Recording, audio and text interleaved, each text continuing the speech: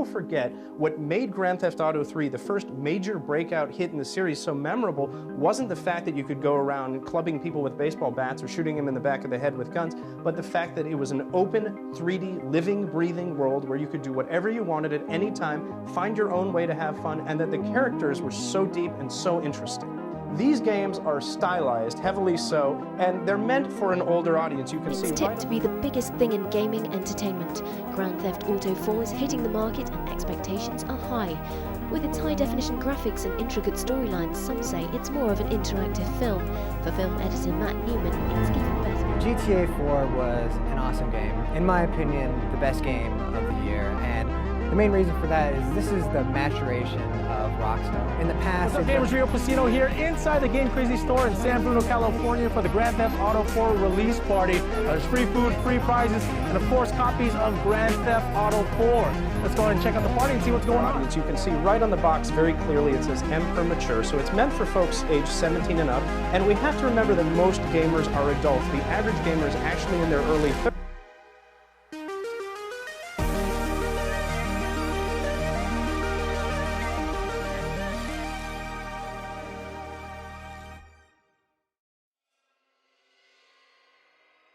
What made GTA 4 special for you? Was it queuing up on the release date at your nearest game store? The connection that you grew with Niko? Just following the masses? Or maybe you're like this guy? Probably smack a hole. Whatever the case, if you played this game before, I think you can agree that it's a masterpiece for a multitude of reasons. And if you haven't, well, you're about to find out what exactly made this game so good. I'm going to cover the history and why there was so much hype behind the game at the time, as well as the flawless physics and the harmonic soundtrack, before taking a deep dive into why Niko, Johnny and Luis were so likable and why they weren't at times. So, let's begin.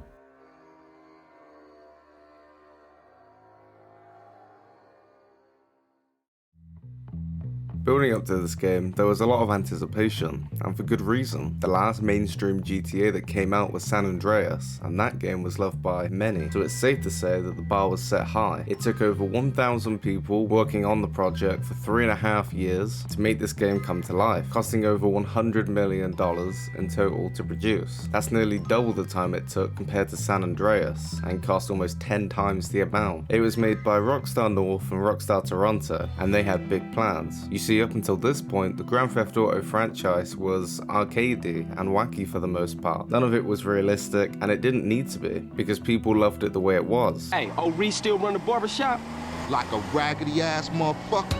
But this game, however, will take a much different approach. On the 29th of March 2007, we'd get our first proper look at the world of GTA 4 with the first trailer, and off the bat, it was made to feel slow-paced and almost tactical in some areas. The color palette was dim, and the whole world design felt gritty and unforgiving. The development team wanted you to feel embraced with this world that was more resemblant to ours as we know it. Small things such as cars and the movement feeling weighty, guns having bullet drop, the physics, which we'll talk about more later, and so much more that contributed to making this world feel, well, real. This change of pace for the game couldn't have come at a better time either, as it was the first GTA game in HD, meaning it would not only feel amazing, but look it too. Combining a more realistic setting with more realistic graphics, for its time, was a great combination in my opinion. So knowing this, why were people excited for the game? Well, other than it being the new GTA in the franchise, people were confident it would be the next best thing, as Rockstar hadn't gone wrong yet. Every release they had was amazing up until this point, including non-GTA games such as Bully and LA Noire. More so, as I just mentioned, it was going to be the first GTA game in HD, due to the technology push at the time, with the PS3 releasing 2 years prior and the Xbox 360 releasing 3 years prior. So not only the expectations for matching the experience of its predecessor, but also needing to feel revolutionary in the gaming world. While on the topic of the build-up for the game, I have to mention the marketing, and I specifically mean seeing the banners in game stores and the billboards, or on buses and so much more. Back in 2008 to 2007, while the game was everywhere, these advertisements really helped build the hype for the game. Even looking at them now makes me feel nostalgic. But whom do we have to thank for creating such amazing artwork that helped towards giving GTA 4 its personality? Well, That will be Stephen Bliss and Anthony McBain. I've talked about Stephen before when I covered GTA 3. He made the original artwork cover for GTA 3, which became the framework for all of the GTA covers moving forward, the little design with the square boxes. He worked on multiple games there, such as Bully, Red Dead Redemption, Warrior, and LA Noire. At his time working for Rockstar, which was between 2001 to 2007, Anthony McBain, whom I can't find an image of, worked for Rockstar from 2004 to 2017, totaling 13 years, and helped in projects such as GTA San Andreas, Vice City Stories, Liberty City Stories, 4, 5, Chinatown Wars, and some others too. What's really interesting about Anthony is that since his career started at Rockstar, he climbed up in the company ranks, if you will, until he became the director of illustrations, which basically meant he would be the main decision maker and lead a team of designers that they had working on various projects. With such a reputation and 2 decades of experience in the industry, he and an associate named Roxy Vizcara, who also worked for Rockstar, created their own company, known as Anthrox Studios. They would both go on to create marketing and other animated material for big games such as Apex Legends, as well as still keeping tabs of Rockstar games. The art style and marketing material that was used to promote all of the games in the GTA franchise were crucial to its success. It's the watermark of not just the company but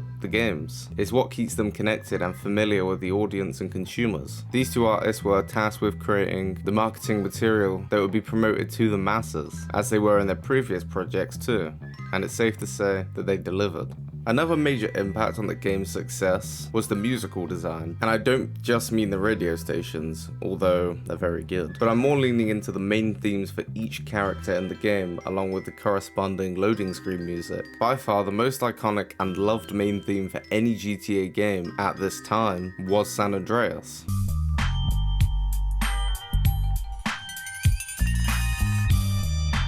But how did GTA 4 compare against it? How could Rockstar achieve the same level of musical beauty?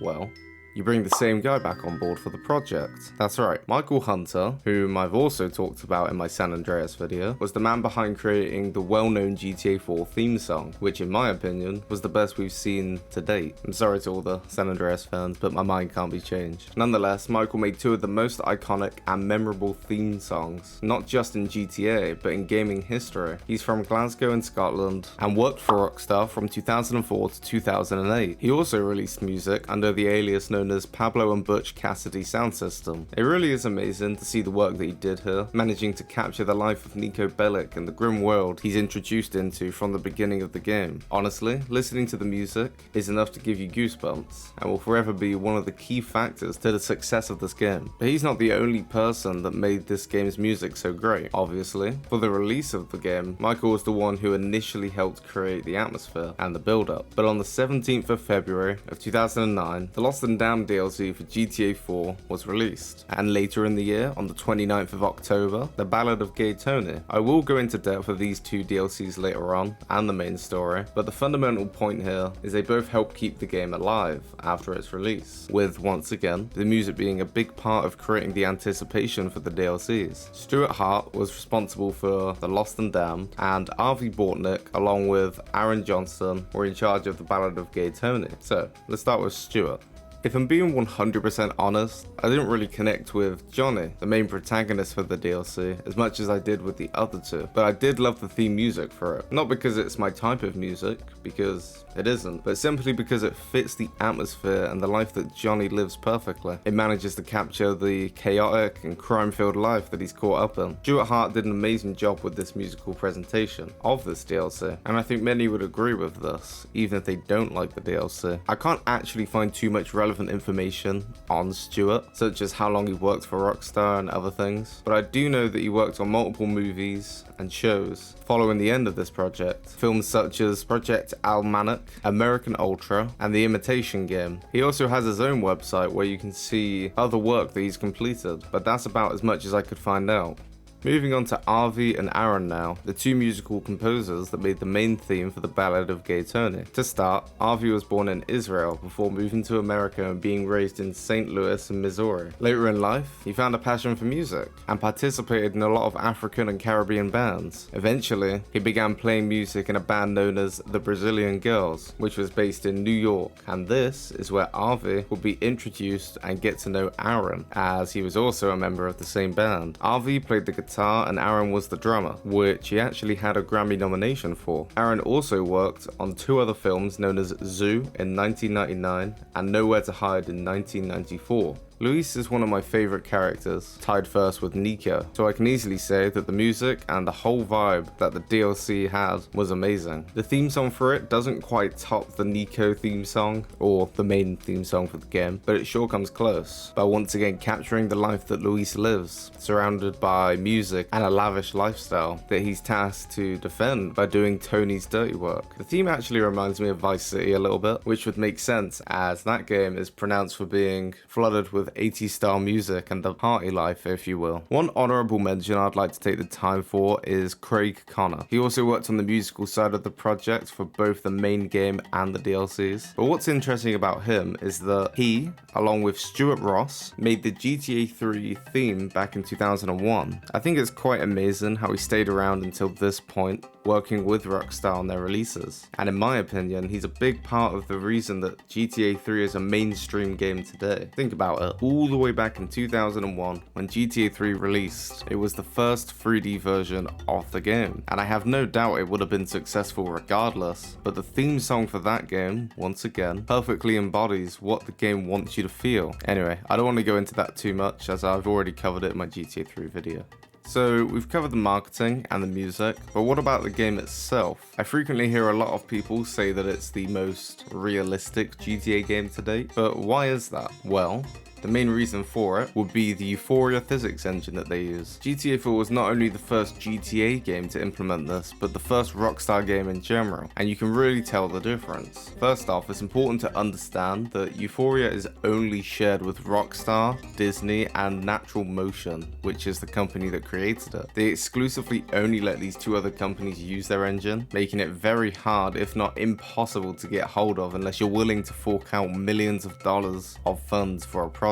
The engine uses something called dynamic motion synthesis, which, put simply, is what makes the animations in the game seem realistic. I'm not going to pretend like I know the ins and outs, but essentially, it will imitate what a human would do in a situation you place a character or NPC in-game. For example, if you shoot an NPC in the arm they're shooting from, they may stray their arm away due to the impact and pain that it caused them. They'll gather themselves and go accordingly with their injuries, meaning now, the same NPC may aim badly or fall slightly lopsided. This is also seen when killing an NPC. You can sometimes see that they're dead, but they're not actually dead, just critically injured, meaning that they'll assume a natural position on the floor that's most comfy, as a human would. This could be laying on their back with slight motion in their neck and head, or going into the fetal position. It all depends on how they're injured. Moving away from how it works, but why did Rockstar decide to implement this into their game, and continue to use it for decades? Well, for GTA 4 specifically, using a more realistic engine, with more realistic storytelling, and more realistic graphics, well, the simple answer is that it just made sense, but also that they knew it would be successful when paired with this game, not to mention the technology push around this time that I previously touched on earlier. It would have been more crazy if they had not used it, but I'm glad they did. However, in more recent Rockstar releases, the Euphoria engine isn't as apparent as GTA 4's use of it. This is for the main reason that in GTA 4, everything is sluggish, and I'm not complaining about that as I think it suits the game very well, but moving forward in games like Max Payne, they would make full use of the engine by refining it more, so it does not imitate the physics of real life as closely as possible, but instead keeps the arcadey feel to games, while still improving the animations. Natural Motion, obviously, used their own engine in their own game, known as Backbreakers, which is an NFL game that never really took off due to EA owning the Madden franchise, which has more popularity due to the real NFL teams having rights reserved to only be used in the Madden games. This would explain why they keep the the Euphoria engine very close to home and charge a lot of money to use it. That and the fact that it's capable of making some of the most realistic physics on games to date. But enough of that. They were just some of the many interesting things that made this game so great. So how does it all come together, and does it work? Well, now I'm going to go through the main story and the 2 DLCs with my personal opinion on all 3, starting with my favourite, Niko, and ending on my least, Johnny.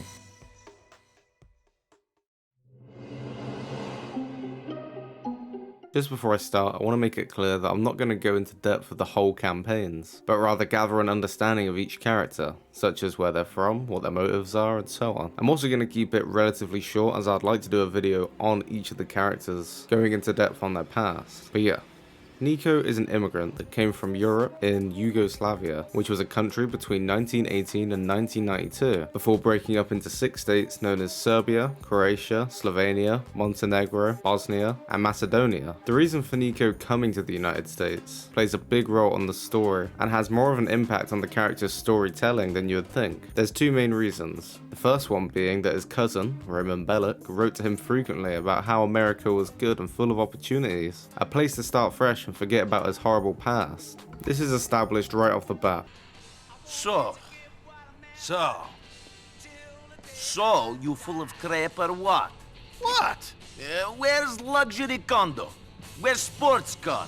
Where's Barbara with big titties and Stephanie who sucks like a vacuum? What are you talking about? And it's made clear that Roman was lying. Nonetheless, he's family to Niko, and you can gather that he's still just happy to see his cousin and start a somewhat of a normal life. Before I go any further, this is a big part of the story that consists throughout all 3 protagonists, a normal life. They all strive for it one way or another, all looking for a way out of their life of crime, but it follows them. And that is how the game helps you connect with the characters. Through sympathy almost. You feel bad for Niko, as you're under the impression that he may have had his hopes up for this lavish lifestyle that Roman described to him, but it never comes. Not even 30 minutes into the game, and Niko is put in a situation where he has to fend off some hungry loan sharks that are confronting Roman about his unpaid debt. With his past military training, Niko makes light work of them, but grows more concerned about the life Roman had gotten him into. Now, I'm not going to explain the whole story, as I previously said, but the first part, and the impression that Niko gives you, is imperative, up until the point where he tells Roman the real purpose for him moving there, after killing off Vlad in an altercation between Roman's wife and him. In this mission, you see the loyalty that Niko has for his family, and the lengths that he'll go through to protect them. You're a dead man!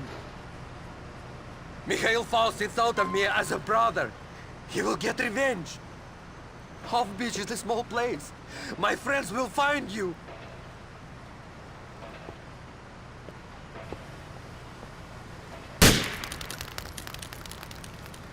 You were the stupid one, Vladdy boy. Nobody fucks with my family. When I was in the army, we were going on a mission to ambush a squad who had killed a lot of innocent people. They were our enemies. But we never did it. There were 15 of us, all boys from the village. But one of us betrayed the group. It was a setup. For money. 12 people died. 3 escaped. I know the traitor was not me. So for 10 years, I've been searching for the other 2. One of them lives here. Why are you telling me this now?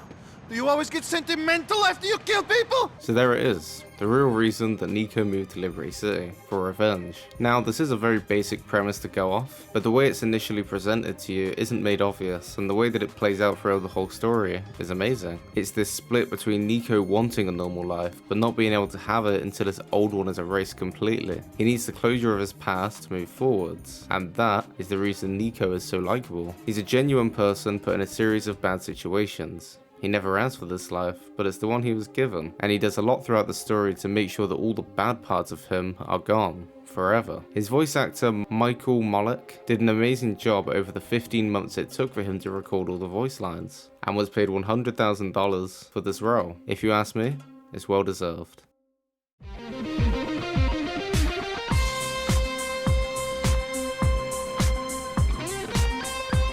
Luis is seen overall as not a very likable protagonist. However, I disagree with this. He shares a lot of the same attributes as Niko, especially when revolving around family. Luis was born and raised in Liberty City, which is where the parallel difference is to Niko. He is more lost and adjusting to the culture change in America, whereas Luis is used to it. He loves it here. Everything he's ever known lies in the city. I'd say that the best part of the storytelling for him is the contrast of lives he lives, and how he acts differently towards Tony compared to his friends, and the conflict that comes with trying to live both of these lives.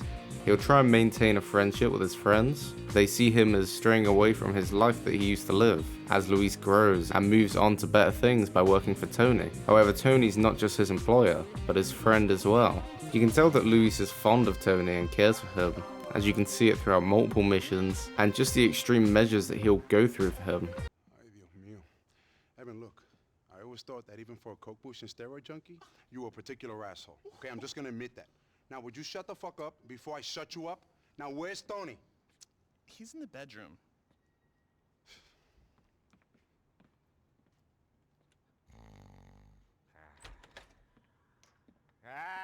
Hey, Tony, get up. Ah, piss off. Come on, get up, man. Let's go. Ah, piss off. I want to die. Okay, man, if that's how you want it. Yeah. Come on. Let's go. Come on, over here. Over here.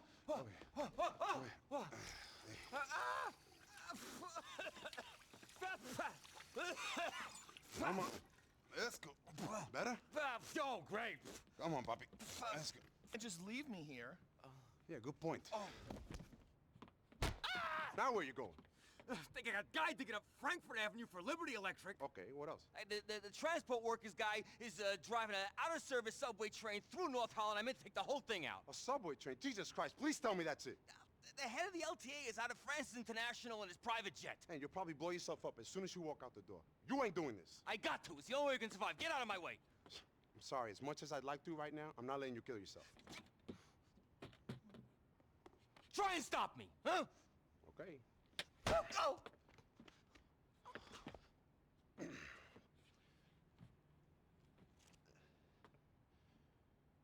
Shit, Tony. You're a real piece of fucking work. You know that? This stays consistent with the work-life social life throughout the story, and is what makes Luis so likable in my opinion. The fact that he tries to be the best version of himself for every person in his life.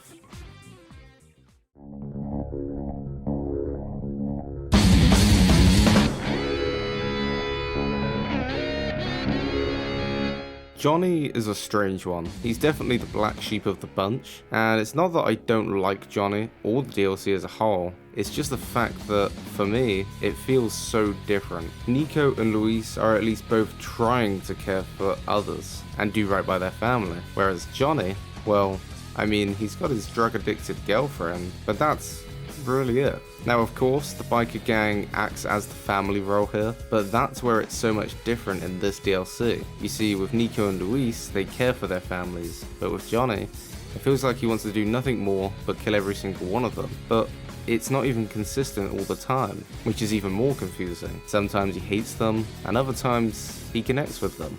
I'm not sure if this was intentional, just to show how quickly these characters can change their priorities, showing how they're not deeply in touch emotionally with each other, or if it's just sloppy writing. Other than that though, the DLC offers a great portfolio of new characters, missions and activities, which is the main reason I'd play this growing up as a kid, purely for the sake of having more content no matter how good or bad it was.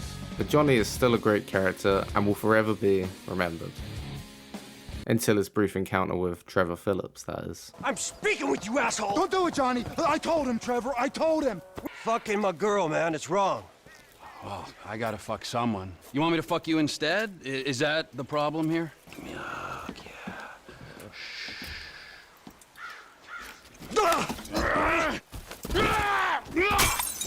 Fucking shit! Cut!